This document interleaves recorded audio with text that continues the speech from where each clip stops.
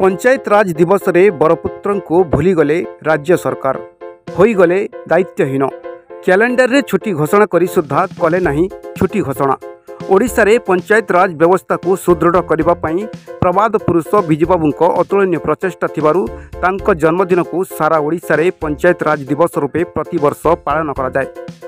विजु बाबू जन्म जयंती रे पंचायत राज दिवस बातिल विरोध में सारा राज्य में प्रतिवाद चलता बेले बालेश्वर जिला सिमुलिया विजु जनता दल तरफ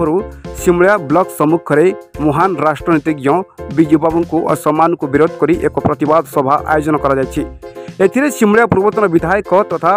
विजु जनता दल जिला सभापति ज्योति प्रकाश पाणिग्राही उपस्थित रही राज्य में पंचायत राज दिवस गत प्राय 3 दशंधि धरी मार्च 5 रे पालित हो आसुवा बेले बीजेपी सरकार यहाँ मार्च 5 तारिख रे न करी एप्रिल 24 तारिख रे पालन करने निष्पत्ति दुर्भाग्यजनक बोली कहवा सह बीजेपी सरकार हीन राजनीति करुछि बोली प्रकाश करथिले। आगामी दिन में विजु जनता दल यार उचित जवाब देव। यही प्रतिवाद सभा सिमुलिया खैरा निर्वाचन मंडल विजु जनता दल समस्त नेतृवृंद निर्वाचित प्रतिनिधि दल छामुआ नेता माने उपस्थित थिले। देखंतु मार्च 5 तारिख विजु बाबू जन्म जयंती ये बहु वर्ष धरी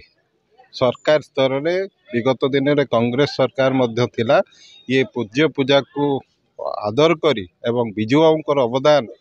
पंचायत राज व्यवस्था को सुदृढ़ करथिले। तेणु तांको जन्म जयंती को पंचायत राज दिवस हिसाब से पालन करा जाउतला। एवं दुखर कथा सरकार कैलेंडर में 5 तारिख प्रिंट होता पंचायत राज दिवस ताकू ये सरकार अति हीनमान्यता देखई एप्रिल 24 तारिख को पंचायत राज दिवस करछंती। तेणु तार प्रतिवाद रे आज विजु जनता दल तरफ विभिन्न निर्वाचित सरपंच समिति जिला परिषद तांका प्रतिनिधिगण समस्त एकजुट हो सिमुलिया ब्लॉक आगे सिमुलिया और खैरा ब्लॉक तरफ एक प्रतिवाद सभा करागला एक टोकन प्रतिवाद एवं आपण मैंने देखुवे उत्साह सहित ये 10 मास सरकार सबुथिरे विफल होती उत्साह सहित समस्त एकजुट हो प्रतिवाद सभा आम 59टा पंचायत रु एकत्रित होती सभा आरंभ करछु कि ये जो दीर्घ वर्ष धरी जो चली जो गोटे डेट रे मार्च 5 तारिख रे जो जन्म जयंती कि ये जो सरकार पुणी नुआ गठन करी जो सी सब तो कौन डबल इंजिन से डबल इंजिन सरकार आज कहूँ कि फेब्रुआरी 24 तारिख रे पालन करने से बहुत कष्ट लगुच।